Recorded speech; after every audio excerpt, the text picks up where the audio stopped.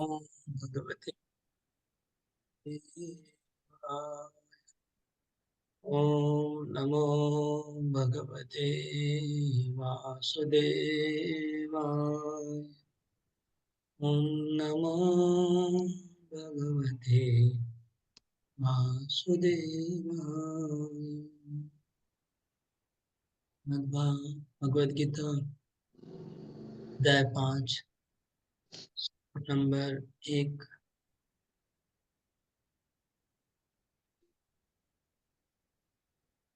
अर्जुन का प्रश्न से आरंभ हो रहा है। अर्जुन प्रश्न पूछ रहे हैं। अर्जुन उवाच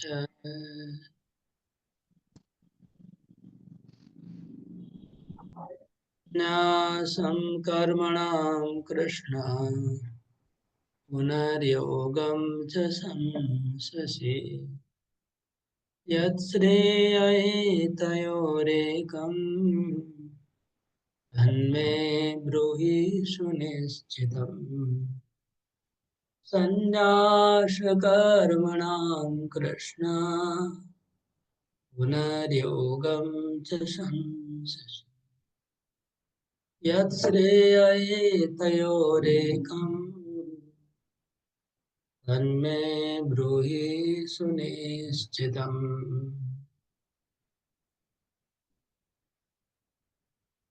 अरिंदम पढ़ो। अर्जुन ने कहा, हे कृष्ण, पहले आप मुझसे कर्म त्यागने के लिए कहते हैं और फिर भक्ति पूर्वक कर्म करने का आदेश देते हैं। क्या आप अब कृपा करके निश्चित रूप से मुझे बताएंगे कि इन दोनों में से कौन अधिक लाभप्रद है? ये प्रश्न अर्जुन के अंदर आया। कल हम लोग चर्चा कर रहे थे कि संशय संशय होना चाहिए कि नहीं। संशय तो बहुत स्वाभाविक है, लेकिन गुरु के पास पूछ के संशय को दूर करना चाहिए। तो अर्जुन को संशय हो रहा है। क्या संशय? चौथे अध्याय में अंतिम श्लोक में भगवान ने एक बड़ी विडंबना वाली बात कही। भगवान ने लास्ट श्लोक में बोला कि तुम्हारे हृदय में जो संशय है उसको ज्ञान की तलवार से काट डालो। बहुत अच्छा है, कोई प्रॉब्लम नहीं। फिर बोलते तुम लड़ाई करो युद्ध में और शत्रुओं को मार डालो। दोनों को मैचिंग नहीं हो रहा है। ज्ञान की तलवार से संशय को काटना, वो तो बहुत मतलब एक एक क्या बोलते ध्यान करके, मेडिसिन जंगल में बैठ के ध्यान करके किया जा सकता है। लेकिन फिर कहते हैं कि युद्ध भूमि में तुम खड़े होके लड़ाई करो और शत्रुओं को मार डालो। उसी पे तलवार से शत्रुओं को मारने को बोल रहे हैं। एक ही श्लोक में दो बात बताए हैं। तो ये थोड़ा कंफ्यूजन है अर्जुन के लिए कि क्या आप ज्ञान की तलवार चलानी है कि रियल तलवार चलानी है, तो कौन सा? रियल तलवार चलाना है, शत्रुओं का गला काटना है, तो फिर वो बताइए। तो वो तो कर सकता हूं मैं। और साथ में बोले कि ज्ञान की तलवार से संशय को, एक साथ दोनों तलवार कैसे चलेगी? ज्ञान की तलवार तो यहाँ पर बाहर में शत्रुओं को मारना। तो इसलिए अर्जुन ने पूछा कि संन्यासम कर्मणाम कृष्ण पुनर्योगम से संशसि। एक बार आप बोल रहे हैं कि सब कर्म को त्याग देना चाहिए, क्योंकि कर्म का उद्देश्य है ज्ञान प्राप्त करना। सारे कर्म ज्ञान में समाप्त हो। जब तत्वदर्शी गुरु ज्ञान प्रदान करेंगे तो तुम्हारा कर्म का जल के राख हो जाएंगे। जब कर्म जल के राख हो जाएंगे, आप पहले बोल रहे हैं यही उद्देश्य है, तो फिर वापस आप कर्म करने को भी बोल रहे हैं कि लड़ाई करो। तो ये मेरे को समझ में नहीं आ रहा है। इस तरह से अर्जुन ने अपना संशय प्रकाश किया। तात्पर्य बोलो।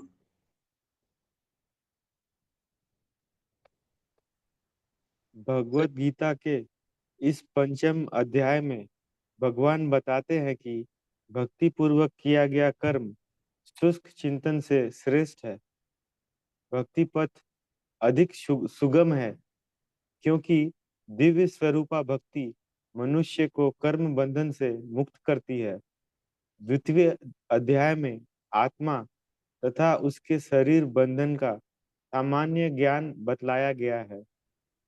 उसी में बुद्धि योग अर्थात भक्ति द्वारा इस भौतिक बंधन से निकलने का भी वर्णन हुआ है। तृतीय अध्याय में यह बताया गया है कि ज्ञानी को कोई कार्य नहीं करने पड़ते। चतुर्थ अध्याय में भगवान ने अर्जुन को बताया है कि सारे यज्ञों का पर्यवसान ज्ञान में होता है, किंतु चतुर्थ अध्याय के अंत में भगवान ने अर्जुन को सलाह दी कि वह पूर्ण ज्ञान से युक्त होकर उठ करके युद्ध करे। अतः इस प्रकार एक ही साथ भक्तिमय कर्म तथा ज्ञान युक्त अकर्म की महत्ता पर बल देते हुए कृष्ण ने अर्जुन के संकल्प को भ्रमित कर दिया है। अर्जुन यह समझता है कि ज्ञान में संन्यास का अर्थ है इंद्रिय कार्यों के रूप में समस्त प्रकार के कार्यकलापों का परित्याग। किंतु यदि भक्ति योग में कोई कर्म करता है तो फिर कर्म का किस तरह त्याग हुआ। दूसरे शब्दों में वह यह सोचता है कि ज्ञान में संन्यास को सभी प्रकार के कार्यों से मुक्त होना चाहिए, क्योंकि उसे कर्म तथा ज्ञान असंगत से लगते हैं। ऐसा लगता है कि वह नहीं समझ पाया कि ज्ञान के साथ किया गया कर्म बंधनकारी न होने के कारण अकर्म के ही तुल्य है। अतएव वह पूछता है कि वह सब प्रकार से कर्म त्याग दे या पूर्ण ज्ञान से युक्त होकर कर्म करे। हरे कृष्ण।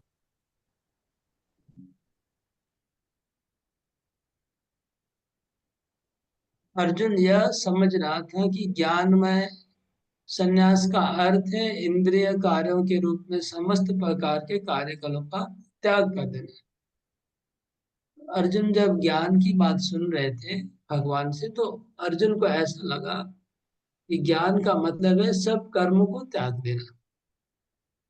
किंतु भक्ति योग में कोई कर्म करता है तो वो त्याग नहीं हुआ, एक तरह से त्याग हुआ लेकिन त्याग नहीं।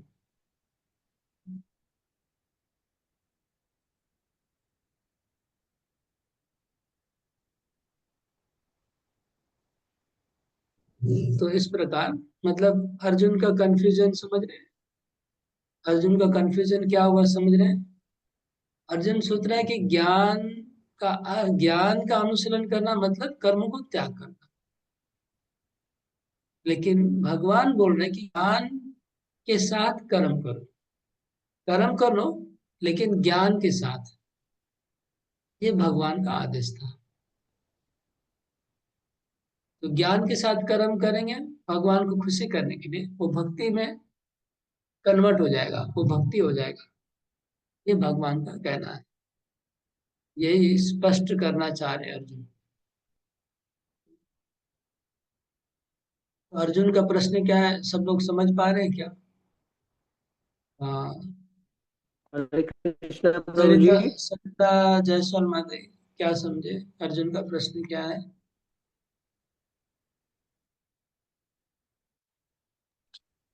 कैसे ज्ञान का अनुसरण किया जाए।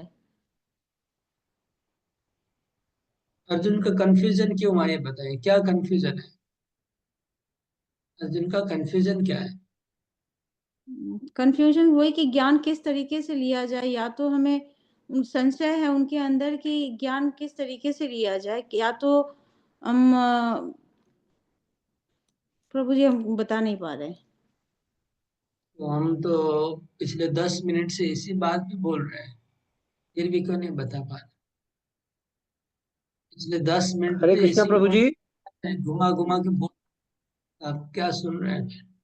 राजू। एक्चुअली प्रभु जी यहाँ पे हमारे बगल में कुछ शोर हो रहा है, वहां पे भी इसीलिए ध्यान उधर चला गया। अच्छा, राजू प्रो। प्रभु जी, ये जो पूछ रहे हैं, ये हम लोग के जीवन में ऐसा माने एग्जाम्पल देकर अगर बताते तो ज्यादा और समझ में आता प्रभु जी। हम लोग को कैसे ये कर्म त्यागते हुए फिर ज्ञान युक्त कर्म करना है। हम्म। हाँ बोलिए। कि हम लोगों को कर्म को त्यागना है, फिर उसको ज्ञान युक्त कर्म में बदलना है। तो ये हम लोग के जैसे एग्जाम्पल, हम लोग के माने हम लोग कैसे ये एग्जाम्पल में सुटेबल होंगे, वो थोड़ा अगर बताते तो ज्यादा और बढ़िया। अभी अर्जुन के बारे में बोल रहा हूँ, पहले अर्जुन का समझ लीजिए, फिर अपने बारे में बताऊंगा। प्रभुपाद जी तो अर्जुन का बोल रहे हैं ना, कन्फ्यूजन तो अर्जुन को हुआ है, तो वो समझ जाइए। पहले अर्जुन को समझे, फिर अपने जीवन में उसको उतारेंगे, है ना। पहले अपने सिद्धांत को समझ लेना चाहिए, समझने के बाद अपने जीवन में उतारना चाहिए। अर्जुन का क्या कंफ्यूजन है ये समझे क्या, पहले ये समझे। कि पहले अर्जुन क्या, भगवान बोल रहे हैं कि कर्म नहीं करना है, फिर अब बोल रहे हैं कि ज्ञान युक्त कर्म करना है। कर्म नहीं करना ऐसा भगवान ने बोला कहीं पर? तृतीय अध्याय में जी, हम्म? कर्म नहीं करना ऐसा भगवान ने माने बोला? कर्म त्यागने के लिए बोलते हैं ना प्रभु जी, कहाँ पर बोले कर्म त्याग करने को? इसी श्लोक में प्रभु, कौन से श्लोक में? यही पहला श्लोक में ही। पहला श्लोक तो भगवान बोल ही नहीं रहे, तो अर्जुन बोल रहा है। हाँ तो अर्जुन ही तो बोल रहे हैं कि पहले आप हमको कर्म त्यागने के लिए बोल रहे हैं, और अब बोल रहे हैं कि भक्ति युक्त कर्म करना है। हाँ, तो भगवान ने कहाँ बोला कर्म त्याग करने को, वही मैं पूछ रहा हूँ। अर्जुन जो, भगवान नहीं, अर्जुन, अर्जुन। हाँ ये बात है। मेरा प्रश्न ये है ना, अर्जुन ऐसा क्यों बोल रहा है? भगवान ने ऐसा कहाँ बोला कि कर्म त्याग करना है? तृतीय अध्याय में नहीं, चतुर्थ अध्याय में बोले हैं ना प्रभु जी, क्या क्या बोले भगवान? ज्ञानी को कोई कार्य नहीं करना पड़ता है। हाँ, ये बोलिए, ये बोल रहे हैं कि ज्ञानी को कार्य नहीं करना पड़ता है, कार्य त्याग करने को नहीं बोले भगवान। और क्या बोले? ये तो एक बात हो गया, आप जो बोले ज्ञानी को कार्य नहीं पड़ता है, तीसरे अध्याय में एक श्लोक में आया था। और चौथे अध्याय में क्या बोले भगवान? और एक बात, माने पूर्ण ज्ञान युक्त कर्म करने के लिए। वो तो है, ये वो तो उत्तर हो गया। लेकिन कर्म त्याग करने को चौथे अध्याय में ऐसा भगवान क्या बोले जो अर्जुन को लग रहा है, अर्जुन को लग रहा है कर्म त्याग करने का बात? भगवान कर्म त्याग करने को कभी नहीं बोले। ऐसा कौन सा बात भगवान बोले चौथे अध्याय में जो अर्जुन बोल रहा है कि कर्म त्याग करने की बात? इसमें तात्पर्य में लिखा हुआ है, अभी उसको हम लोग रीडिंग भी किए, पढ़े भी अभी अभी। हाँ, अरिंदम हाथ उठाए, बताओ। तो भगवान ने बोला ये ज्ञान रूपी तलवार से अज्ञान को काटने के लिए, और फिर अर्जुन को कहा कि तलवार लेकर अपने युद्ध करो। ये तो ठीक है, मैंने अभी बताया, लेकिन प्रभुपाद तात्पर्य में और एक बात भी आया है इसके अलावा, और इस स्पष्ट है, और स्पष्ट, ये तो अस्पष्ट है, स्पष्ट बात बोल रहे हैं भगवान। श्लोक नंबर 33 में भगवान ने कहा कि जितने भी यज्ञ है, जितने प्रकार के यज्ञ हैं, यज्ञ मतलब कर्म, ठीक है, यज्ञ मतलब कर्म, जितने भी प्रकार के यज्ञ हैं वो ज्ञान में समाप्त हो जाते हैं। सारे यज्ञों से ज्ञान की प्राप्ति होती है, और ज्ञान प्राप्त होने से समस्त कर्मों के फल जल के राख हो जाते हैं। तो इससे ऐसा लग रहा है कि ज्ञान प्राप्त होने से कर्म की जरूरत नहीं है, क्योंकि कर्म का लक्ष्य ज्ञान प्राप्ति है। सही बात है, कर्म की लक्ष्य क्या है? ज्ञान की प्राप्ति है। इस बातों से अर्जुन को लगा ज्ञान की प्राप्ति हो जाएगी तो कर्म करना बंद कर देना है, ऐसा लग रहा है। लेकिन भगवान ने ऐसा बोला नहीं। प्रभु यहाँ पर भक्ति पूर्वक किया गया कर्म शुष्क चिंतन से श्रेष्ठ है, ये ठीक है क्या? उस पर बाद में आएंगे, हम पहले इसको समझ लीजिए, पहले बोल रहा हूँ उसको समझिए। ठीक है, तीसरा है चौथे अध्याय में जब भगवान बोल रहे हैं कि सारे यज्ञों का उद्देश्य है ज्ञान प्राप्त करना,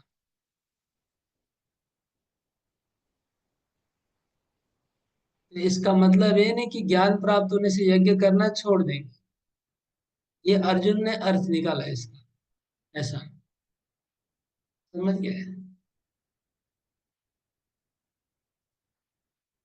अर्जुन ने ऐसा समझा कि ज्ञान प्राप्त हो जाएगा तो कर्म करना बंद कर देंगे। इसलिए अर्जुन बोल रहे हैं कि आप एक बार तो बोल रहे हैं कि कर्म त्याग दो, और फिर आप मुझे लड़ाई करने को बोल रहे हैं।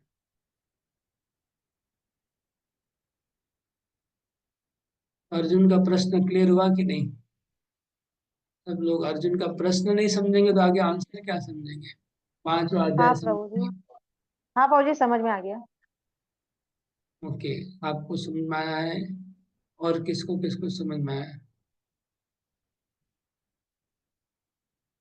सुशील केडिया ब्रो, अर्जुन का प्रश्न क्या समझ में आया आपको? अभी पूरा नहीं क्लियर हुआ प्रभु जी। कितना क्लियर हुआ? जो समझे वही बोलिए।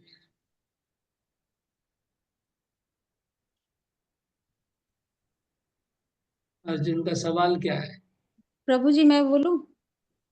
अर्जुन बोलिए। ने कहा कि ज्ञान प्राप्त हो जाने से क्या कर्म हमें कर देना चाहिए? हम्म, ये सवाल है। उसका कंफ्यूजन क्यों हुआ अर्जुन को? कंफ्यूजन क्यों हुआ ये बताइए। क्या कर्म हम करते हुए जो भी कृष्ण से अर्जुन ने कहा कि क्या हम कर्म करते हुए उनके मन में ये संशय है कि ज्ञान रूपी तलवार से हमें काट डाला जाए या उन्हें शत्रु को मार दिया जाए। अर्जुन को कंफ्यूजन क्यों हुआ, ये मेरा प्रश्न है, आपको अभी पूछ रहा हूँ। तो उनके अंदर यही कंफ्यूजन है ना कि या काट दिया जाए या शत्रु को मार दिया जाए। किसको काट दिया जाए? ज्ञान को। ज्ञान को काटना है? हाँ, कौन सी तलवार से तल ज्ञान? ज्ञान रूपी तलवार। अच्छा, ज्ञान रूपी तलवार से किसको काटना? कर्म को।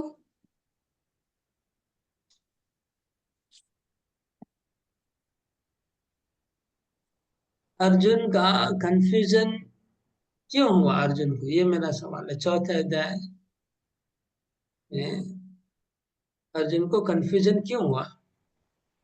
Y Arjun is getting confused? Arjun को क्यों समझ भ्रमित क्यों रहा है अर्जुन? कारण क्या है? हाँ, विजय शर्मा को तो समझ पाए होंगे, बोलिए।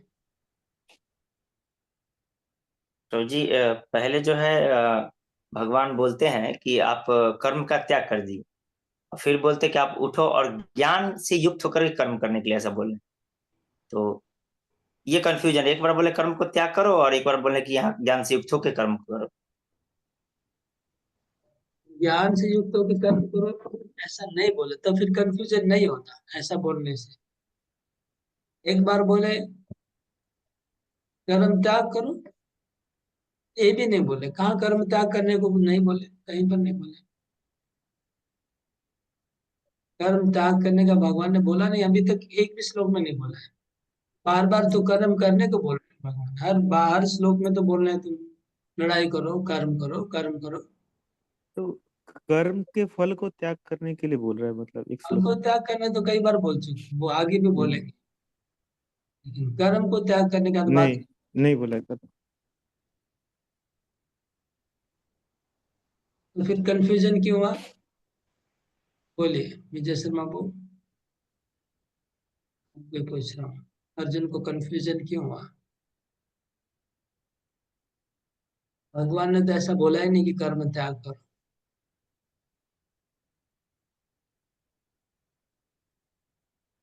अभी तो मैं समझा रहा हूँ, अभी भी तो मैं बोला, अभी इनको समझाया, लोगों को समझाया, इनको सरिता माते को समझाया। Okay Aditya, yes. प्रभु जी, विभिन्न प्रकार का जो यज्ञ के बारे में बताया हुआ था, उस यज्ञ का एंड रिजल्ट होता है ज्ञान। तो उस ज्ञान का जो जैसा कि यहाँ पे लिखा हुआ, जो ज्ञान का जो तलवार है उससे अपना अज्ञानता को हटा करके युद्ध करना है। तो अब बात यह है कि ज्ञान का एंड रिजल्ट हम लोग का कर्म है, तो हम लोग फिर कर्म एक युद्ध करने के लिए क्यों बोला जा रहा है? ये अर्जुन का कंफ्यूजन। एंड रिजल्ट जब ज्ञान है तो फिर कर्म करने को क्यों बोल रहे हैं? राइट, एंड रिजल्ट ज्ञान है तो फिर वापस कर्म करने को क्यों बोल रहे हैं? ये कंफ्यूजन है। बिल्कुल सही। तो ठीक इसलिए है। अर्जुन अर्जुन सोचता है कि ज्ञान प्राप्त होने से तो कर्म का त्याग कर देना ही रहेगा। हाँ, ऐसा अर्जुन ने सोचा। ऐसा अर्जुन ने तो सोचा। भगवान ने बोला नहीं है, लेकिन अर्जुन ने सोचा है ऐसा। कर्म त्याग करने को भगवान ने बोला नहीं, लेकिन अर्जुन ने ऐसा पकड़ लिया कि कर्म त्याग करना है। और फिर भगवान समझ गए कि अर्जुन गलत समझ रहा है, इसलिए भगवान ने लास्ट में एक शब्द बोला, खाली एक ही शब्द बोला, उत्तिष्ठ भारत, तुम खड़े हो जाओ और युद्ध लड़ाई करो। तो ये एक शब्द पूरा अर्जुन का पानी फेर दिया, पूरा पूरा समझ को ही मिटा दिया। पूरा अध्याय पढ़ के अर्जुन को यही लगा कि कर्म त्याग देना है। कि बार बार यही आया पूरे चौथे अध्याय में कि कर्म से ज्ञान की प्राप्ति होगी, यज्ञ से ज्ञान की प्राप्ति होगी, निष्काम कर्म से ज्ञान की प्राप्ति होगी। फिर क्या बोला गया कि कर्म पूरा जल के राख हो जाएंगे। तो अर्जुन को तो लग रहा था कि कर्म त्यागना है, लेकिन लास्ट में एक शब्द में पूरा अर्जुन का पानी फेर दिया। क्या?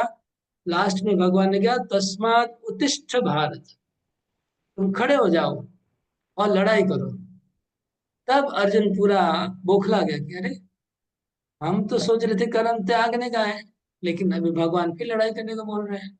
इसका मतलब पूरा समझे नहीं, जैसे आप लोग कुछ समझे नहीं। हाँ, इतना कुछ बोल रहा हूँ लेकिन समझ नहीं पा रहे हैं। मतलब पूरे ग्रुप पे मैं देख रहा हूँ, दो तीन जन थोड़ा सा समझ पा रहे हैं, एक एक दो जन अच्छा समझ पा रहे हैं, आदित्य कुछ समझ पा रहा है, और अरिंदम थोड़ा बहुत। हाँ, बाकी लोगों को मुझे लग रहा है कि ऊपर से जा रहा है। मैं तो तात्पर्य रीडिंग करवा रहा हूँ एक एक लाइन, फिर भी मतलब हमको बहुत सिंपल कुछ फॉर्मूला निकालना पड़ेगा। मतलब डीप में जाने का संभव नहीं है, यहाँ पर पूरा ऊपर ऊपर से पढ़ना पड़ेगा तभी होगा। ओके, हम लोग तात्पर्य रीडिंग किया ना इसका, तात्पर्य हो गया। दो हाँ नंबर प्रभु। श्लोक। तो अर्जुन का प्रश्न है, समझ तो गए होंगे। राजू को बोले कि हमारा जीवन से जोड़ के बोलेंगे तो हम लोग को समझ में आएगा, नहीं तो हम लोग को समझ में नहीं आएगा। तो आपका जीवन से जोड़ के बोलना पड़ेगा। अभी मेरे को ठीक ही लग रहा है, जीवन से जोड़ के बोलूंगा तभी कुछ समझ में आएगा। यस प्रभु। अर्जुन के जगह आप लोगों को बिठाना पड़ेगा, तभी समझ पाएंगे। भाई कृष्ण आपको बोल रहे हैं कर्म करने को, एक बार बोल रहे हैं कि कर्म त्याग दो, फिर कर्म करने को बोल रहे हैं। ठीक है, दो नंबर श्लोक। श्री भगवान वाच, संन्यास कर्म योगश्च निःश्रेयसकरावुभौ तयोस्तु कर्म संन्यासात् कर्मयोगो विशिष्यते। संन्यासकर्मयोगश्च निःश्रेयसकरौ उभौ तयोस्तु कर्म संन्यासात् कर्मयोगो विशिष्यते। Okay, next. राजू को आप पढ़िए अनुवाद और। हरे कृष्ण प्रभु जी। श्री भगवान ने उत्तर दिया, मुक्ति के लिए तो कर्म का परित्याग तथा भक्तिमय कर्म कर्मयोग दोनों ही उत्तम है, किंतु इन दोनों में से कर्म के परित्याग से भक्ति युक्त कर्म श्रेष्ठ है। तात्पर्य पढ़िए। सकाम कर्म अर्थात इंद्रिय तृप्ति में लगना ही भवबंधन का कारण है। जब तक मनुष्य शारीरिक सुख का स्तर बढ़ाने के उद्देश्य से कर्म करता रहता है, तब तक वह विभिन्न प्रकार के शरीरों में देहांतरण करते हुए भाव बंधन को बनाए रखता है। इसकी पुष्टि भागवत 5.5 में 4 नंबर से लेकर 6 नंबर में इस प्रकार हुई है। नूनम प्रमक्त कुरुते विकर्म हाँ, यदि इंद्रिय प्रीतम आप्रीणोति न साधु मन्ये यत आत्मनो अप यस सन्नपि क्लेशद आस देह पराभव स्तावद बोधजातो यावन्न जिज्ञासत आत्मतत्त्वम् यावत् क्रिया तावदिदं मनो वे कर्मात्मकं येन शरीरबन्धः एवं मनः कर्मवशं प्रयुक्ते अविद्ययात्मन्युपधीयमाने प्रीतिन्य यावन्यमयि वासुदेवेन मुच्यते देहयोगेन तावत। अरे बोल, लोग आपने प्रयास किया, ये बड़ी बात है संस्कृत में। हाँ, पढ़िए आगे। लोग इंद्रिय तृप्ति के लिए के पीछे मत हैं। वे यह नहीं जानते कि उनका क्लेशों से युक्त या यह शरीर उनके विगत सकाम कर्मों का फल है।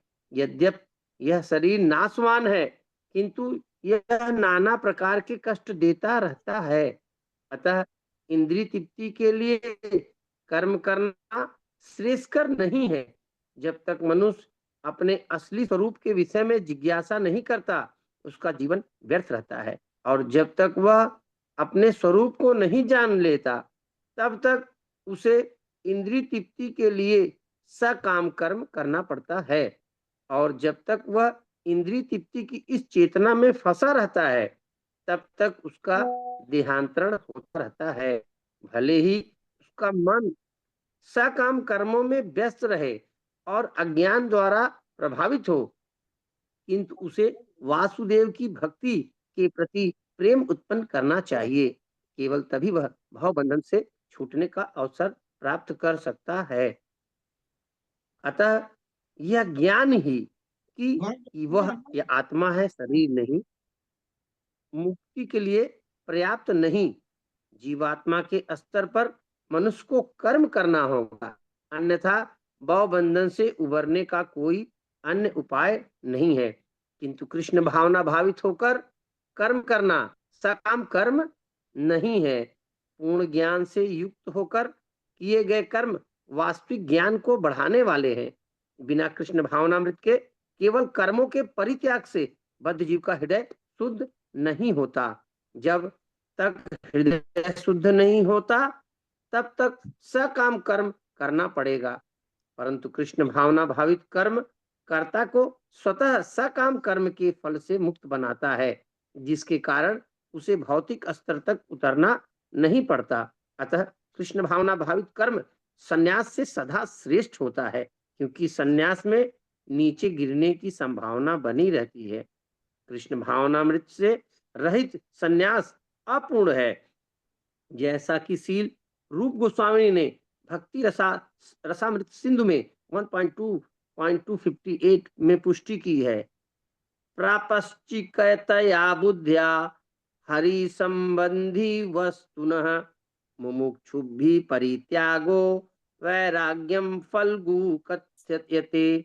जब मुक्तिकामी व्यक्ति श्री भगवान से संबंधित वस्तुओं को भौतिक समझकर उनका परित्याग कर देते हैं, तो उनका संन्यास अपूर्ण कहलाता है। संन्यास तभी पूर्ण माना जाता है जब यह ज्ञात हो कि संसार की प्रत्येक वस्तु भगवान की है और कोई किसी भी वस्तु का स्वामित्व ग्रहण नहीं कर सकता।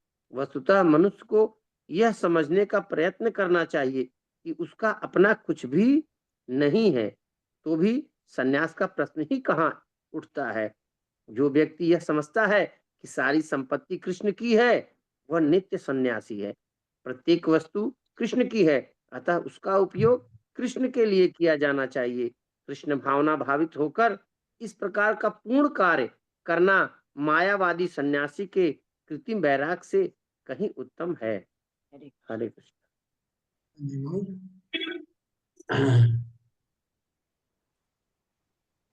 तो ये प्रभुपाद जी ने भगवान ऋषभ देव के कुछ श्लोकों को कोट किया।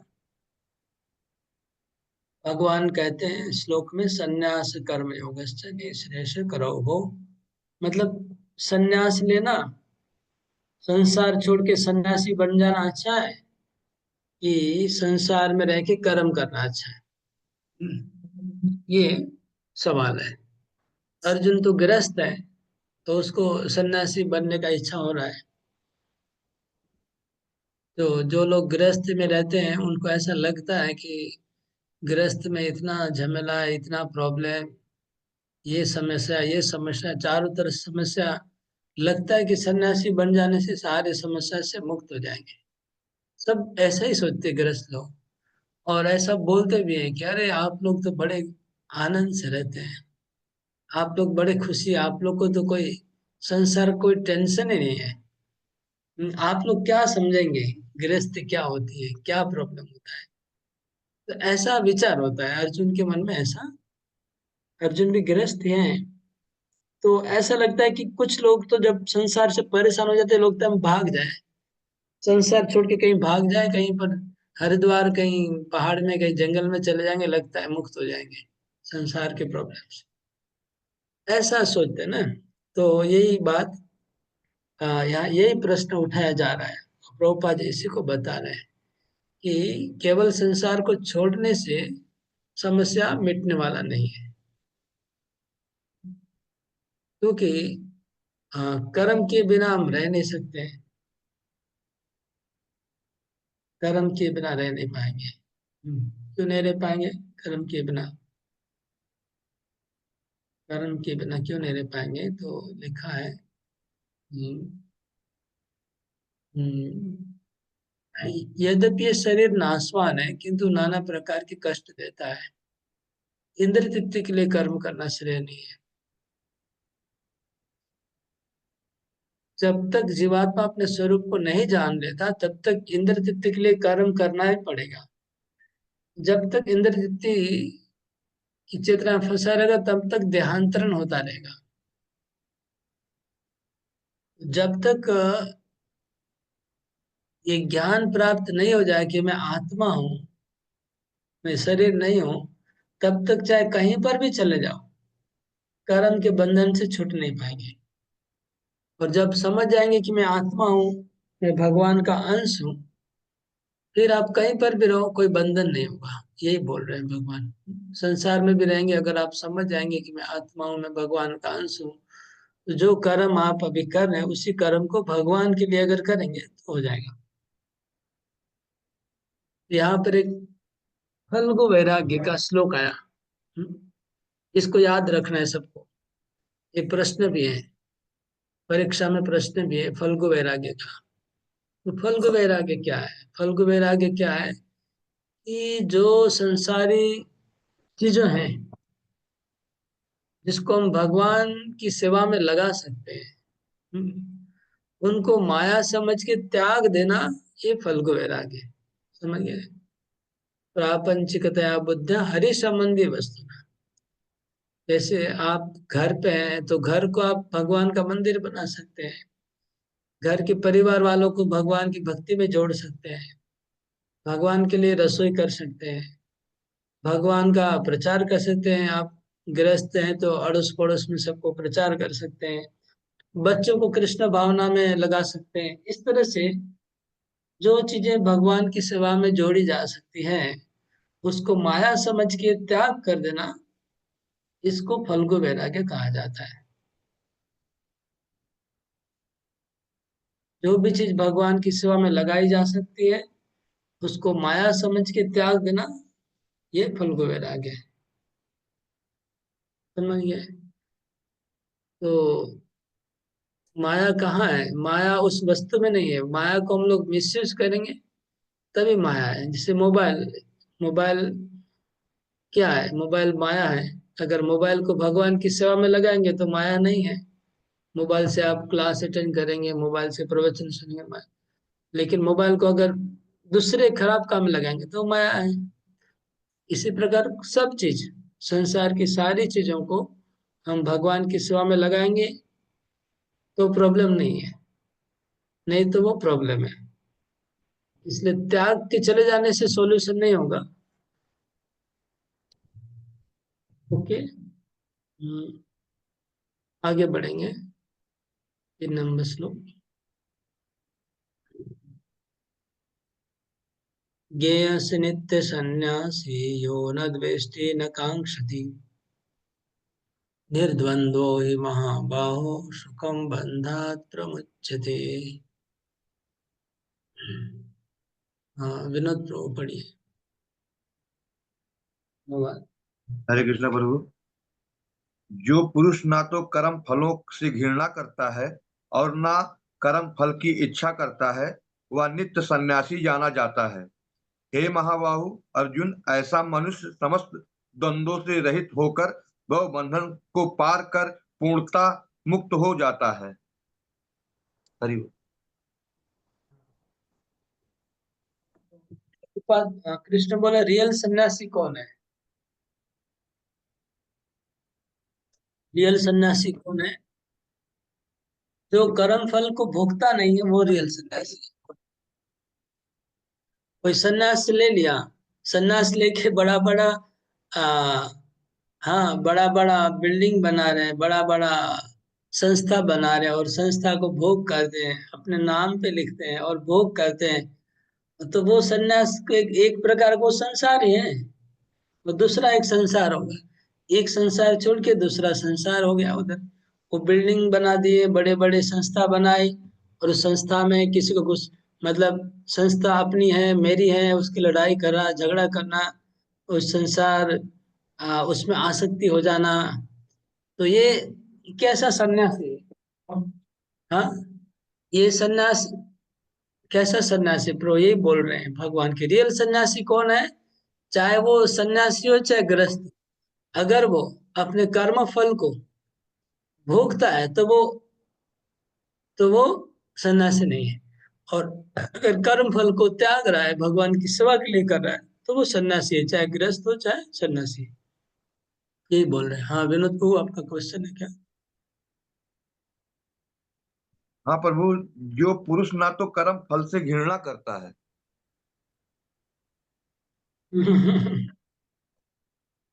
ओके ओके, समझ गया।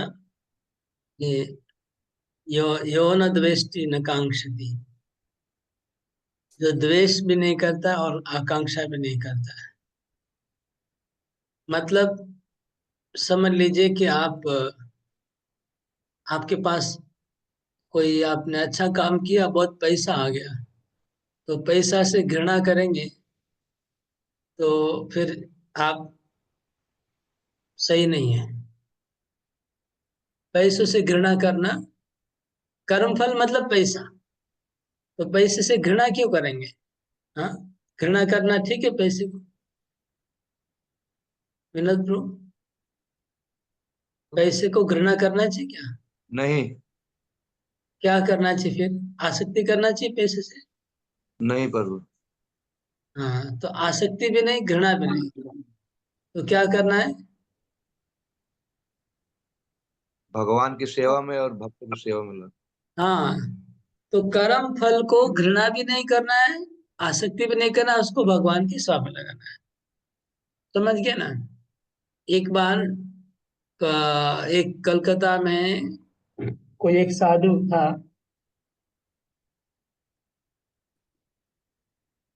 तो उसको ना पैसा का नोट, मतलब इतना सारा पैसे का बंडल लेके आए।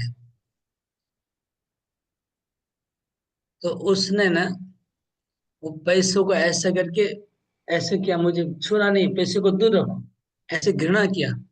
उसका रिपोर्टर ने फोटो खींच लिया और न्यूज़पेपर में आया कि देखिए साधु कितने महान है, पैसे को छूते नहीं, पैसे को घृणा करते हैं। ऐसा बड़ा न्यूज़पेपर में आया। सब लोग वाह वाह करें, क्या सन्यासी है, पैसे को अपने हाथ से छूते नहीं है।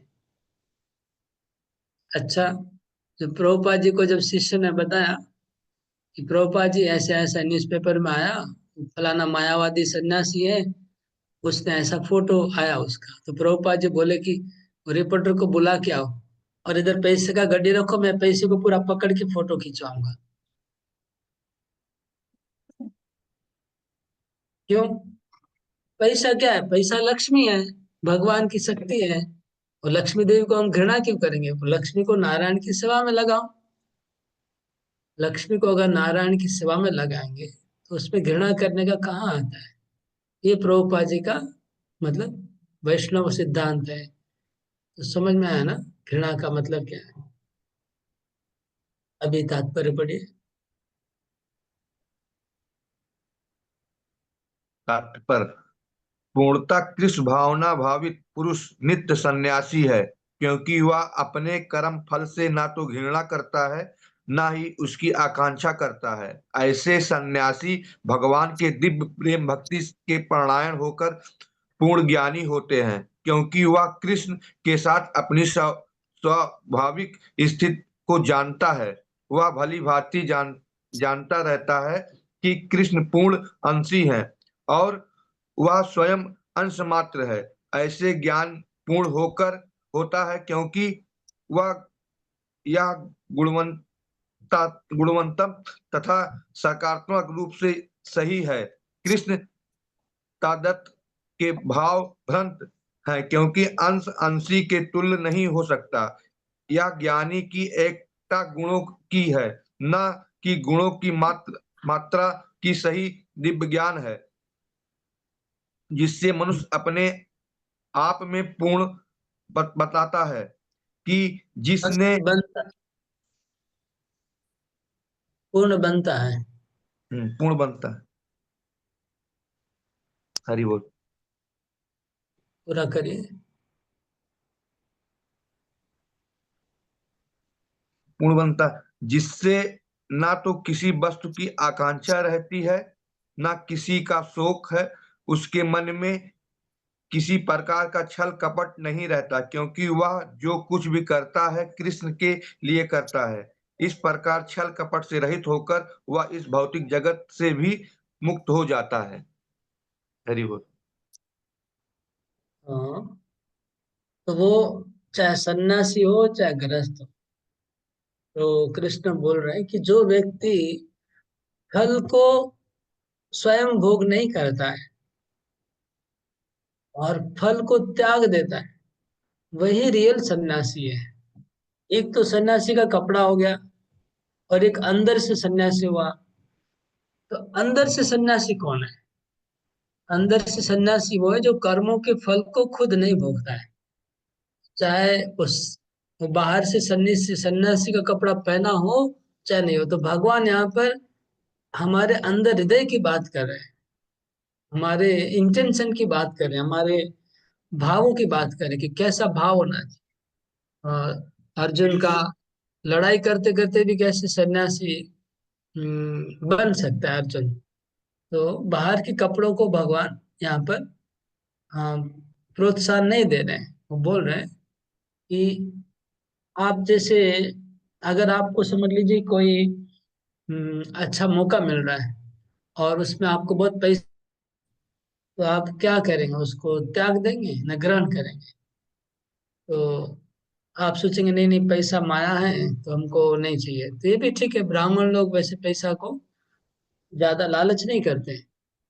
लेकिन अगर आप उसको भगवान की सेवा में लगा सकते हैं तो ग्रहण करना चाहिए, सेवा में नहीं लगा सकते तो नहीं ग्रहण करना चाहिए। यही बात है। और आपको कोई पदवी मिल रहा है तो पदवी को स्वीकार करेंगे कि नहीं? तो भक्त लोग पदवी के लालयित नहीं होते हैं, उनको पदवी नहीं चाहिए। लेकिन अगर कृष्ण भावना में सहायता होगा तो पदवी ग्रहण कर लेंगे। तो ये हमको देखना है कि आपको अगर कोई कंपनी में आप नौकरी कर रहे हैं, आपको प्रमोशन का ऑफर आया कि अभी आपका प्रमोशन होगा, अभी 10,000 रुपया नौकरी मिल रहा है, अगर आप ऐसा ऐसा करेंगे तो आपको 20,000 रुपया मिलेगा नौकरी। तो आप स्वीकार करेंगे कि नहीं? तो अगर अगर आपको पैसा ज्यादा मिल रहा है और उसमें आपको कृष्ण भावना में सहायता होगी तब स्वीकार करना चाहिए। और लग रहा है कि नहीं भक्ति बिगड़ जाएगी तो नहीं स्वीकार करना चाहिए। अगर आप बिजनेस कर रहे हैं, बिजनेस में आपको कोई एक अच्छा मौका मिल रहा है, उस मौका को अगर आप उठाएंगे तो आपका बिजनेस 4 गुना बढ़ जाएगा। लेकिन भक्ति डूम हो जाएगा तो वो नहीं ग्रहण करेंगे।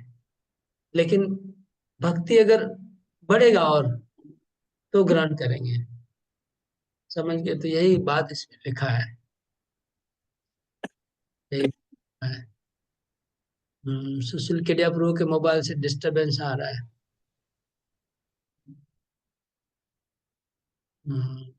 ख्याल रखना चाहिए। आगे पढ़ेंगे। सांख्य योगो पृथक भाला। ओके, अरिंदम का प्रश्न। प्रभु ये जनरल पब्लिक को मतलब प्रभु, लेकिन ये ज्यादा अच्छा लगता है। जैसे कोई संन्यास ले लिया बिना कुछ सोचे समझे तो जनरल पब्लिक उसको अप्रिशिएट करता है। और ऐसे कोई फोटो देखेगा कि कोई पैसा को ये कर रहा है और प्रभुपाद उसको गले भी लगाएंगे तो जनरल पब्लिक प्रभुपाद को मतलब गलत ही सोचेगा कि मतलब पैसे को गले लगा रहे हैं। और कभी कभी प्रभु मैं खुद का एग्जांपल देता हूँ, मुझे भी नहीं रियलाइज हो पाता है। मैं देखता हूँ ये भक्त अच्छा कपड़ा पहना है, मतलब नया नया पहन रहा है, और कोई कोई सन्यासी है वो बहुत ही साधारण है, गड़ियो मटका है।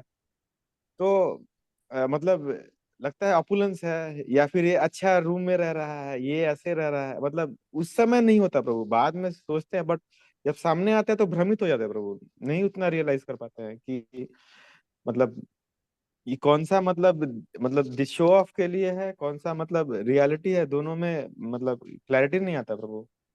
वो उस वहां पर फेल हो जाते हैं, भले ही क्लास में थोड़ा समझ के आपसे सुन के कुछ बोल दे रहा है, बट क्लैरिटी नहीं रहता है इसका प्रभु। एक्चुअली इसमें मिक्सचर खिचड़ी हो जा रहा है ना। युक्त वैराग्य और रियल वैराग्य में खिचड़ी हो जाता है, इसलिए प्रॉब्लम हो रहा है। खिचड़ी तो कैसे हो जा ऐसे रहा है? हम्म खिचड़ी कैसे हो रहा है? कैसे जैसे होता है? कि जैसे कि अगर आ, कोई सन्यासी है तो पैसे को भगवान की सेवा में लगा सकता है, ठीक है ना। अभी ये बात तो ठीक है, लेकिन सन्यासी को वीवीआईपी लग्जरी में रहना वो तो जरूरी नहीं है। तो वो अगर कोई देखेगा तो नेचुरली उसको लोगों को भ्रमित होंगे। भारतीय लोग तो भ्रमित होंगे। भारत में तो सन्यासी का जो आइडियोलॉजी सबके दिमाग में है, सन्यासी कैसा होना चाहिए सबको पता है। तो भारत में तो बहुत स्वाभाविक है, सब लोग जानते हैं कि सन्यासी के आगे भिक्षुक लिखा जाता है, त्रिदंडी भिक्षुक। तो भिक्षुक को कैसा है सब, लेकिन अब समझ लीजिए कि वो सन्यासी जो लग्जरी रह रहा है, हो सकता है कि उसके लिए वो तपस्या हो, ऐसा भी तो हो सकता है कि वो लग्जरी नहीं है। सब सन्यासी अभी ये युक्त वैराग्य नाम से दो प्रकार का इसमें निकलता है। एक लोग है जो वास्तव में भोग के लिए लग्जरी को यूज कर रहे हैं, सन्यासी बने हुए हैं और भोग के लिए यूज कर रहे हैं लग्जरी को।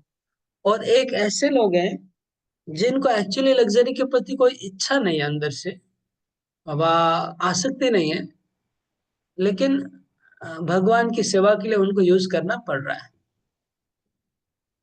ये दोनों में थोड़ा सूक्ष्म अंतर है। इसी प्रकार तो यहाँ पर थोड़ा सा बहुत फाइन है, इसलिए मैं बोला खिचड़ी है कि कुछ लोग युक्त वैराग्य के नाम से भोग में डूबे रहते हैं, तो युक्त वैराग्य का स्टैंप लग जाता है उनका, ठीक है। और कुछ लोग वास्तव में वैरागी है, लेकिन परिस्थिति बस स्वीकार कर रहे हैं, कुछ लग्जरी को स्वीकार कर रहे हैं सेवा के लिए। और वो उनके लिए तपस्या ही है।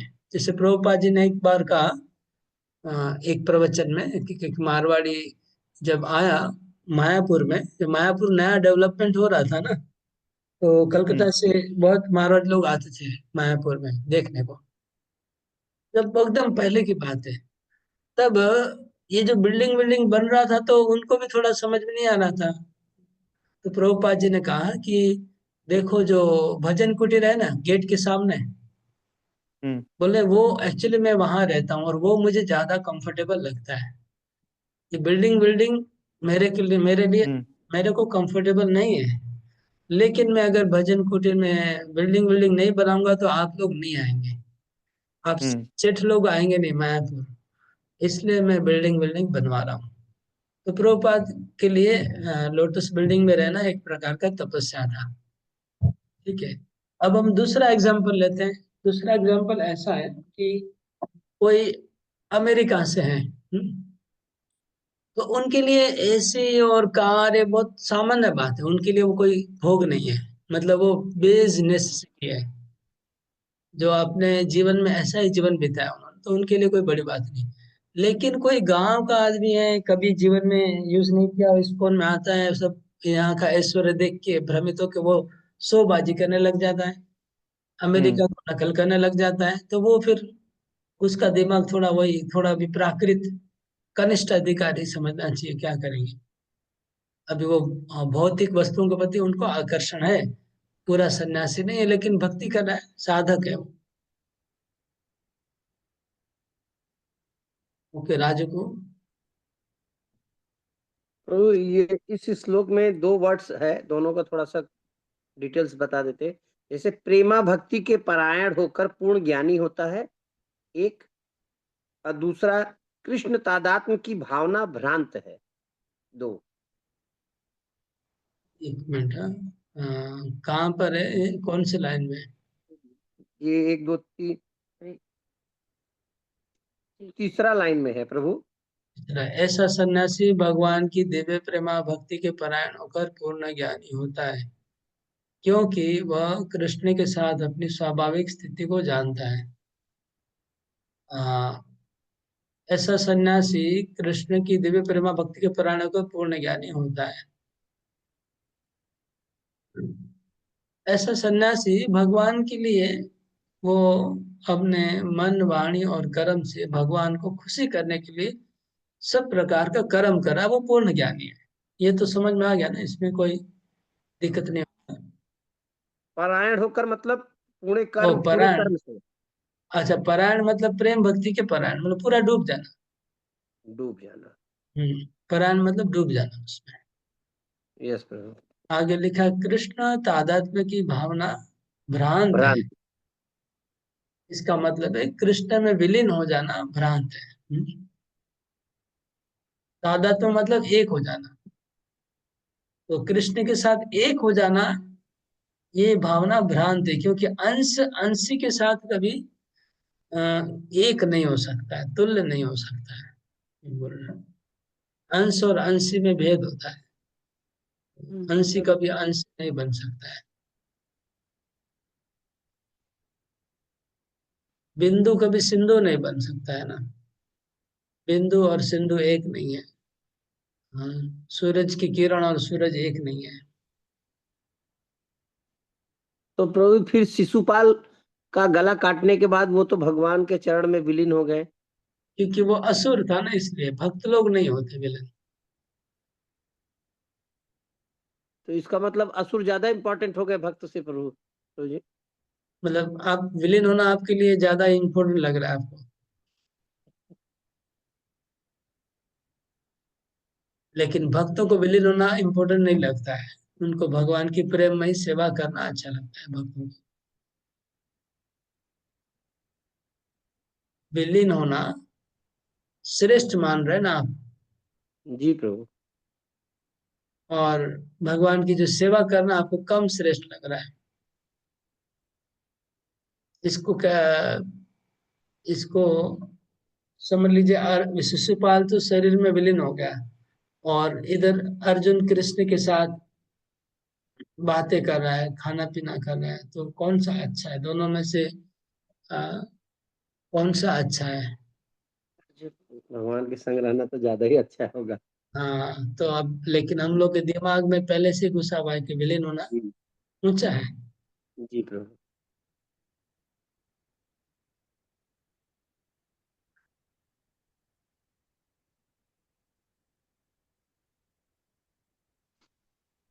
टाइम हो गया आज तो, इसमें डिस्कस करते करते कितना हुआ, केवल 3 श्लोक हुआ लगता है। जी प्रभु।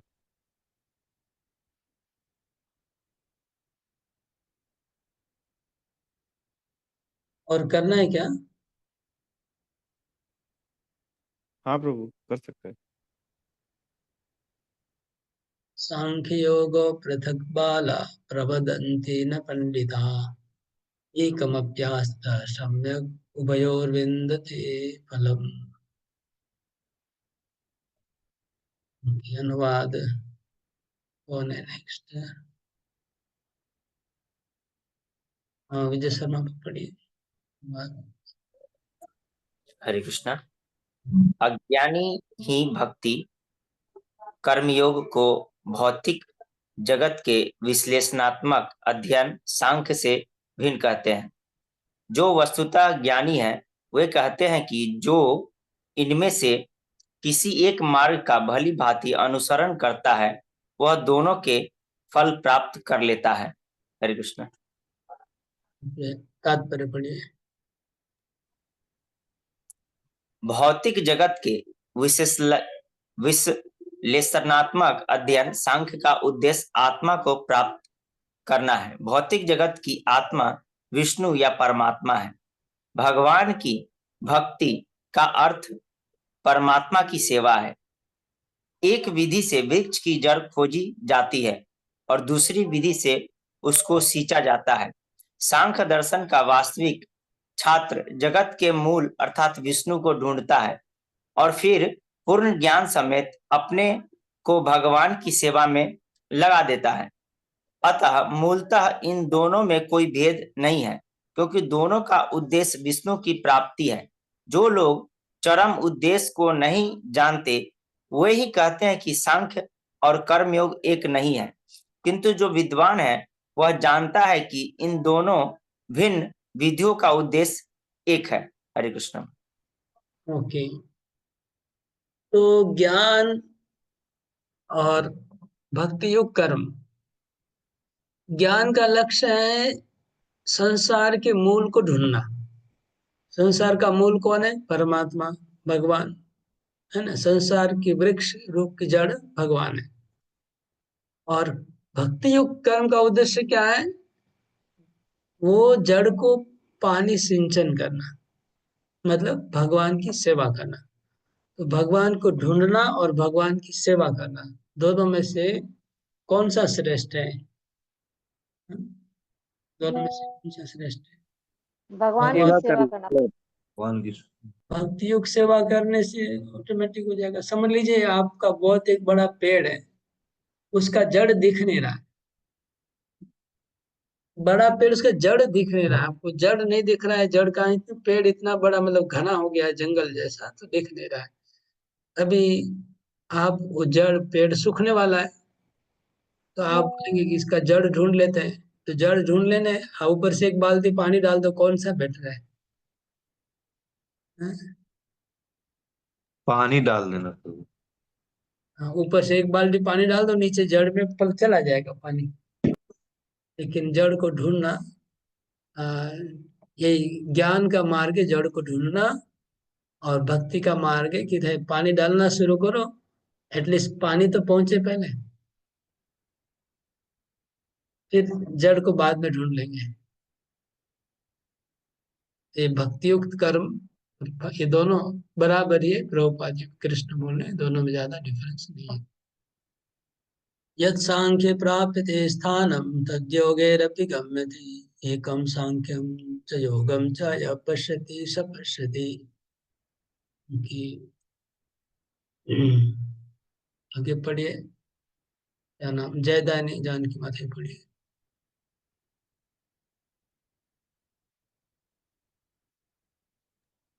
हरे कृष्णा प्रभु जी, दंडवत प्रणाम।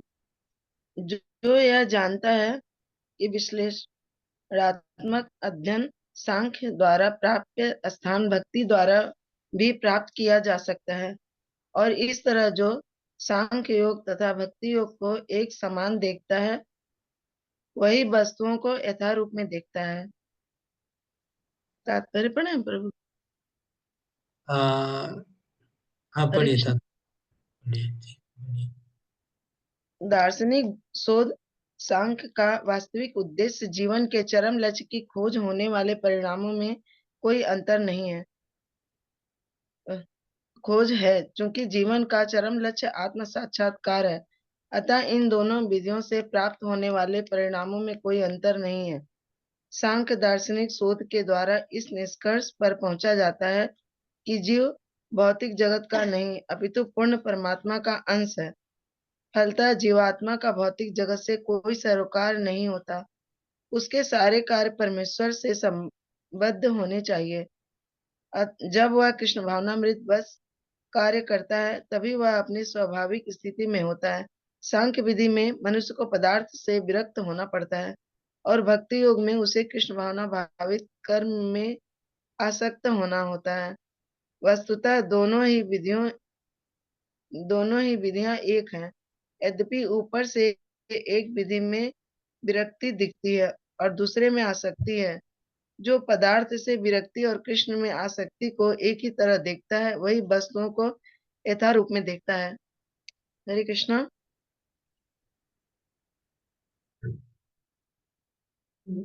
सांख्य, प्रभुपाद कहते हैं सांख्य का मतलब है, आप जो सांख्य का अर्थ हो गया जो संसार में, संसार के प्रति विरक्ति, संसार को, आसक्ति को काटना, ये ज्ञान का लक्ष्य है। ज्ञान का लक्ष्य क्या है कि संसार के ज्ञान से पता चल जाएगा संसार अनित्य है, मिथ्या है, ये टेम्पररी है, भौतिक है। ये सब पता चल गया तो आप संसार के प्रति आसक्ति को काटना, ये ज्ञान का लक्ष्य है। और भक्ति युक्त कर्म का लक्ष्य क्या है कि आसक्ति को भगवान की तरफ मोड़ना। तो दोनों एक ही बात है, प्रभुपाद जी बोल रहे हैं, दोनों एक ही बात हो गई। आसक्ति को भगवान की तरफ मोड़ना या आसक्ति को संसार से काटना, दोनों का लक्ष्य एक ही है। योग का मतलब है जोड़ना। योग शब्द का अर्थ होता है जुड़, योगायोग मतलब कनेक्शन। तो भक्ति योग का अर्थ है जुड़ना भगवान से, और सांख्य का अर्थ है संसार से कटना। ओके, क्लियर है ना? बहुत लोग कुछ हरे कृष्ण प्रभु। कभी कोई सवाल नहीं पूछते हैं, कभी कोई रेस्पॉन्स नहीं करते हैं, मतलब हरे हरे हाँ, कृष्ण प्रभु। ऐसा लगता है कि मतलब जो लोग प्रश्न वश्न पूछते हैं, मतलब कुछ जानने की इच्छा है, सीखने की इच्छा है। हरे कृष्ण प्रभु। जो लोग चुपचाप रहते हैं, मतलब किसी तरह से हमको बस क्लास हो जाए किसी तरह से, ऐसा लगता है। हाँ बोलिए विनोद प्रभु। प्रभु जी, भगवान से जोड़ने का मतलब समझे नहीं, जो आप बोल रहे हैं भगवान से जोड़ लेना आसक्ति को, तो ये क्लियर। अच्छा, आसक्ति को भगवान से जोड़ने का अर्थ समझ नहीं आ रहा है। जी। हम्म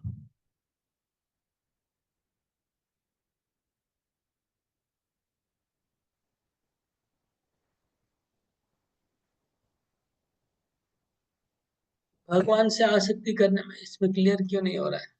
क्या इसमें समस्या है समझने में? क्लियर ही तो है। संसार से आसक्ति काटना और भगवान के प्रति आसक्त होना, भगवान के कर्मों में आसक्त होना। आसक्त तो मतलब समझते, आसक्ति का अर्थ क्या है? आसक्ति का अर्थ क्या है विनोद प्रभु?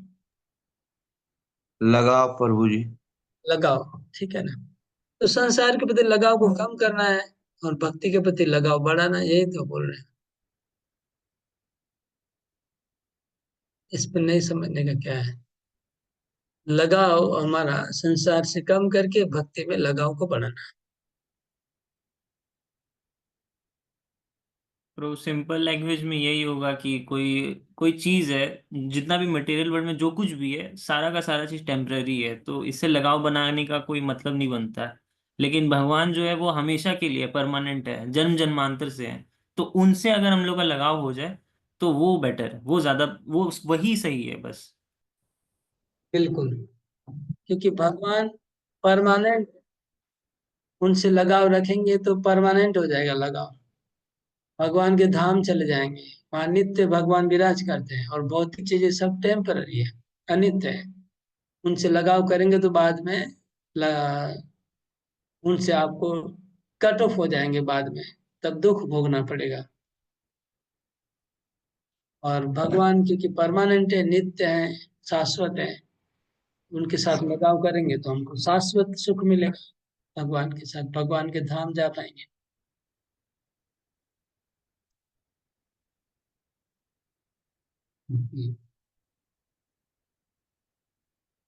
संन्यासस्तु महाबाहो दुःखमाप्तुमयो गतः योगयुक्तो मुनिर्ब्रह्म न चिरेणाधिगच्छति। संन्यासस्तु महाबाहो दुःखमाप्तुमयो गतः योगयुक्तो मुनिर्ब्रह्म न चिरेणाधिगच्छति। हम्म। कौन पढ़े? कविता केडिया माधी पढ़िए। हरे कृष्ण प्रभु, दंडवत प्रणाम। भक्ति में लगे बिना केवल समस्त कर्मों का परित्याग करने से कोई सुखी नहीं बन सकता, परंतु भक्ति में लगा हुआ विचारवान व्यक्ति शीघ्र ही परमेश्वर को प्राप्त कर लेता है। हाँ, तात्पर्य पढ़ दूं? मोबाइल से इको हो रहा है। प्रभु जी का मोबाइल भी लगता है ऑन पड़ा हुआ है पास में। तात्पर्य पढ़िए। हरे कृष्ण। सन्यासी दो प्रकार के होते हैं। मायावादी सन्यासी सांख्य दर्शन के अध्ययन में लगे रहते हैं तथा वैष्णव सन्यासी वेदांत सूत्र के यथार्थ भाष्य भागवत दर्शन के अध्ययन में लगे रहते हैं। मायावादी सन्यासी भी वेदांत सूत्रों का अध्ययन करते हैं, किंतु वे शंकराचार्य द्वारा प्रणीत शारीरिक भाष्य का उपयोग करते हैं। भगवान संप्रदाय के छात्र पांचरात्रि की विधि से भगवान की भक्ति करने में लगे रहते हैं। अतः वैष्णव सन्यासियों को भगवान की दिव्य सेवा के लिए अनेक प्रकार के कार्य करने होते हैं। उन्हें भौतिक कार्यों से कोई सरोकार नहीं रहता, किंतु तो भी वे भगवान की भक्ति में नाना प्रकार के कार्य करते हैं। किंतु मायावादी सन्यासी जो सांख्य तथा वेदांत के अध्ययन एवं चिंतन में लगे रहते हैं, वे भगवान की दिव्य भक्ति का आनंद नहीं उठा पाते, क्योंकि उनका अध्ययन अत्यंत जटिल हो जाता है। अतः वे कभी कभी ब्रह्म चिंतन से उबकर समुचित बोध के बिना ही भागवत की शरण ग्रहण करते हैं।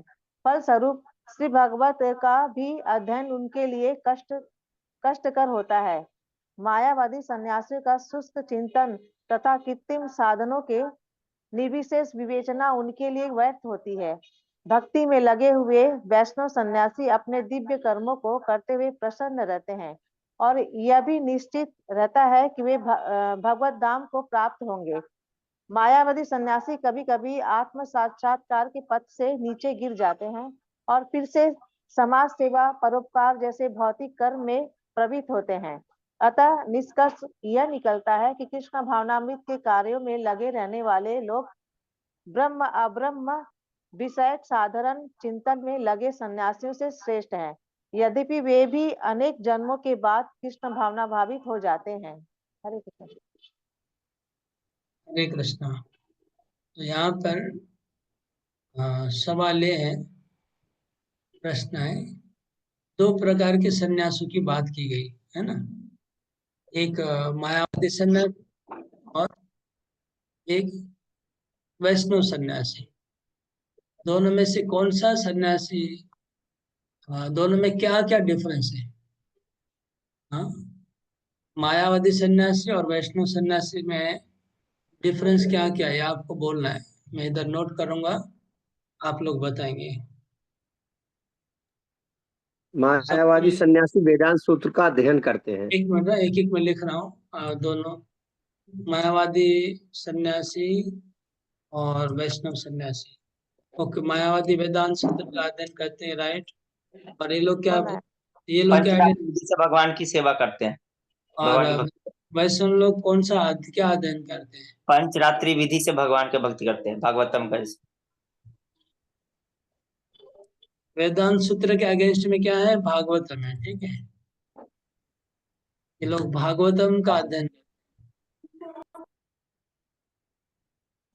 वैष्णव सन्यासी भगवान के दिव्य सेवा के लिए अनेक प्रकार के कार्य करते हैं। अनेक प्रकार के कार्य करते हैं, और दोनों बोलना पड़ेगा। जब आप डिफरेंस बोलेंगे तो हमको दोनों बोलना पड़ेगा, नहीं तो डिफरेंस कैसे हुआ? ठीक है, दोनों बताइए।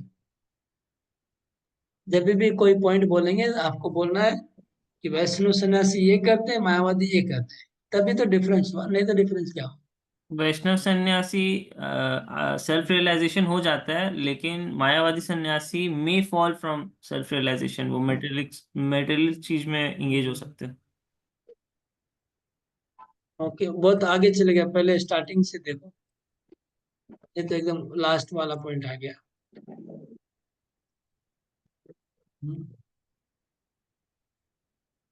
आगे लास्ट प्रभु, वाला। ये मायावादी सन्यासी शंकराचार्य द्वारा प्रणीत शारीरिक भाष्य का उपयोग करते हैं और भगवत संप्रदाय के छात्र पंचरात्र की विधि से भगवान की भक्ति। नहीं नहीं कहते नहीं। हैं। हाँ, ये बात तो सही है, मायावादी लोग शारीरिक भाष्य, अरे शारीरिक साहब, भाष्य, वेदांत का शारीरिक भाष्य पढ़ते हैं। और ये मायावादी भगवान की भक्ति का आनंद नहीं उठा पाते, जबकि ब्रह्मवादी जो है वो भगवान की भक्ति का हमेशा आनंद उठाते रहते हैं। ओके, इसमें भक्ति का आनंद है, उनमें भक्ति का आनंद नहीं है।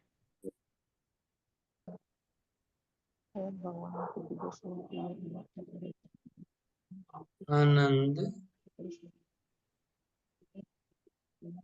नहीं है कि, और क्या बताए? वैष्णव सन्यासी भगवत धाम को प्राप्त करते हैं, लेकिन मायावादी सन्यासी आत्म साक्षात्कार के पद से नीचे गिर जाते हैं। ओके,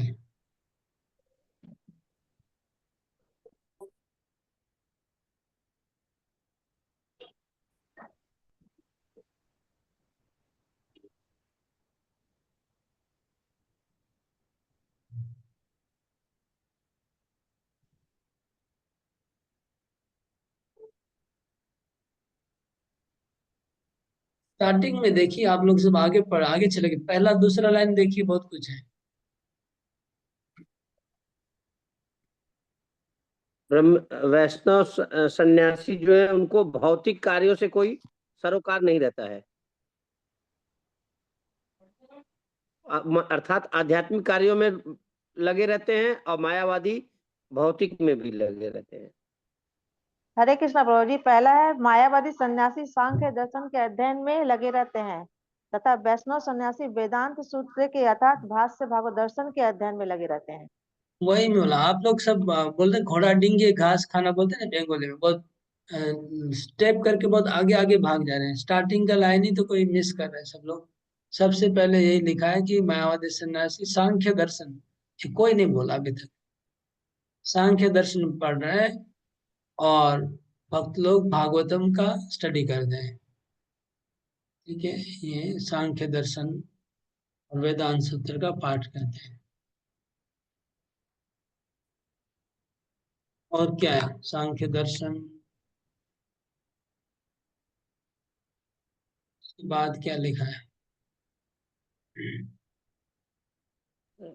तो आध्यात्मिक और भौतिक। मायावादी सन्यासी वेदांत सूत्रों का अध्ययन करते हैं, किंतु वे शंकराचार्य की प्रणीत शारीरिक भाषा का भागवत संप्रदाय के छात्र पांचरात्रि की विधि से भगवान की भक्ति में लगते हैं। पांचरात्रि की विधि से भक्ति में लगते हैं और वो लोग वही अध्ययन में लगे रहते हैं। ये लोग भक्ति में लगे रहते हैं पांचरात्र विधि से, वो लोग अध्ययन में लगे रहते हैं।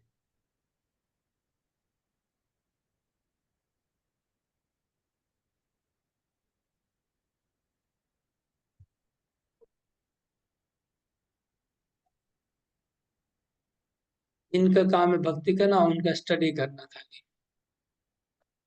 और कुछ है पॉइंट?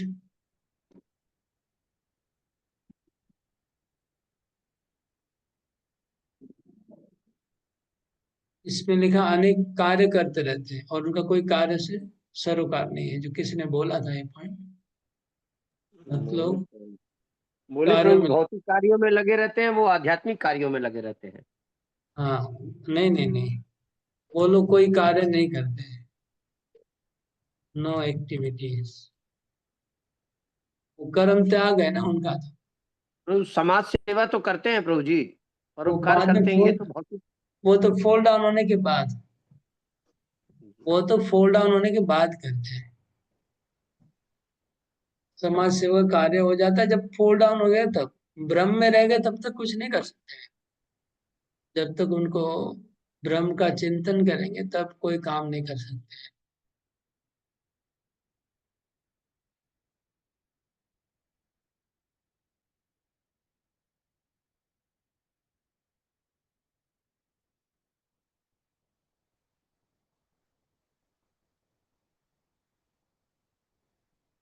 वैष्णव सन्यासी सारे कार्य को छोड़, मतलब मेटेरियलिक सर्विस जितना है, मेटेरियलिस्टिक सर्विस को छोड़ करके भगवान का सेवा करते हैं।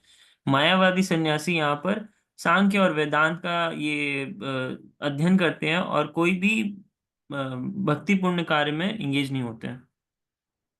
राइट। इसमें आगे लिखा है कि उनका अध्ययन इतना अत्यंत जटिल होता है, तो इसलिए वो ब्रह्म चिंतन से उब जाते हैं कभी कभी, और उब उब जाते हैं तब वो भागवत की शरण ग्रहण करते हैं, लेकिन उनका फिर भागवत भी कष्टकर हो जाता है उनके लिए।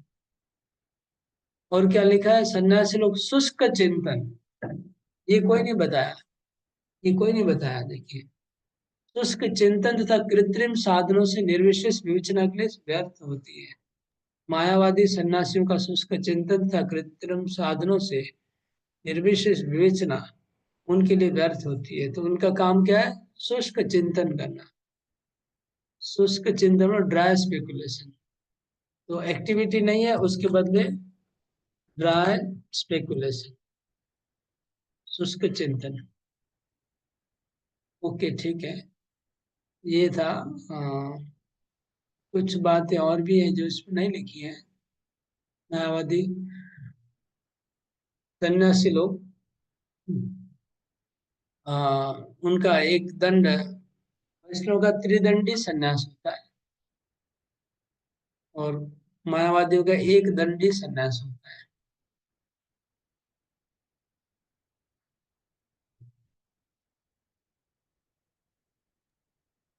प्रभु, मायावादी हम लोग ऐसा सच्चिदानंद बोलते हैं, तो आपने एक्चुअली बोला था कि सत मीन्स इटर्नल और चित मीन्स नॉलेज।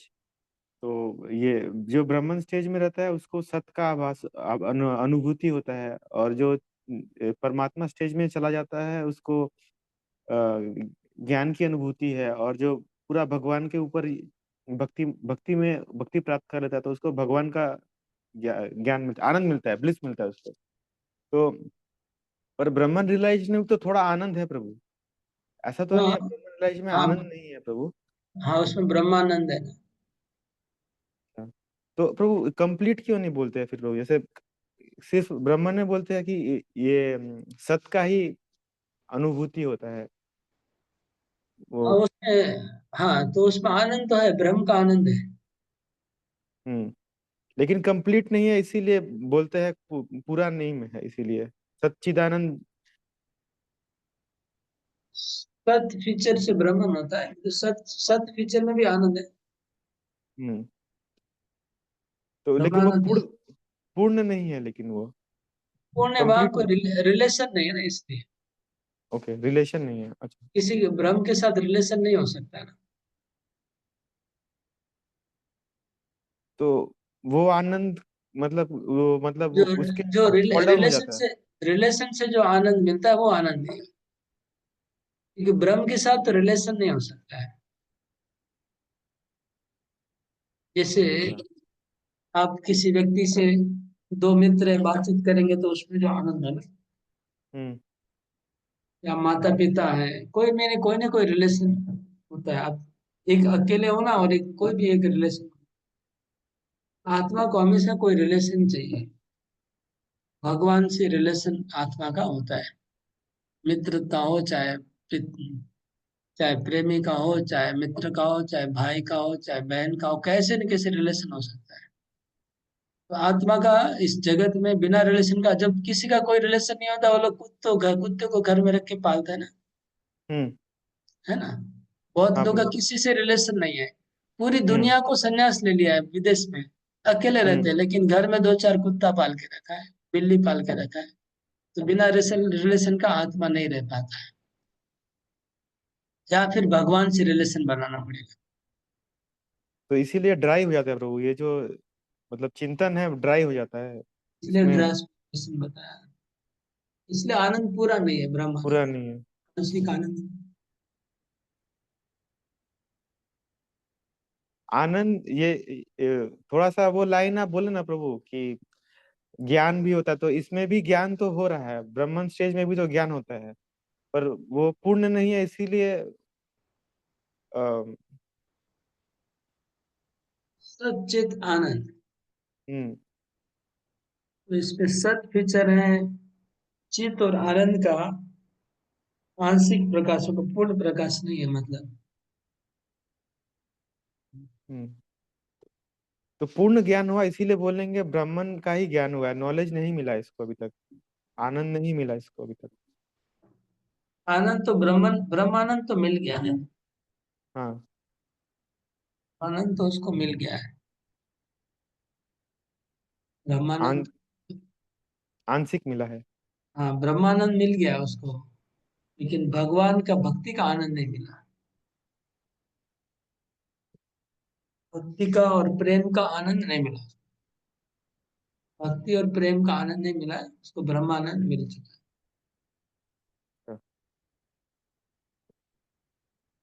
और भगवान का भी ज्ञान नहीं है, पूर्ण ज्ञान नहीं है उसको, भगवान को तो मान नहीं रहा है, भगवान से उनका कोई रिलेशन नहीं है, रिलेशन ही नहीं है, थोड़ा बहुत रिलेशन नहीं है। ज्ञान है भी, बहुत कम ज्ञान है, और कोई रिलेशन नहीं है भगवान से। ठीक है प्रभु, थैंक यू प्रभु। एंड करेंगे अभी। चौथे जगह क्वेश्चन क्लियर कर लीजिएगा, मैं पूछूंगा आप लोगों को नेक्स्ट क्लास में, अगर रेडी होगा तो पूछ लूंगा। हरे कृष्णा कृष्ण कृष्ण हरे कृष्ण हरे। हरे हरे, हरे राम हरे हरे कृष्णा, हरे राम। हरे कृष्ण प्रभु जी। धन्यवाद प्रभु जी, हरे कृष्ण।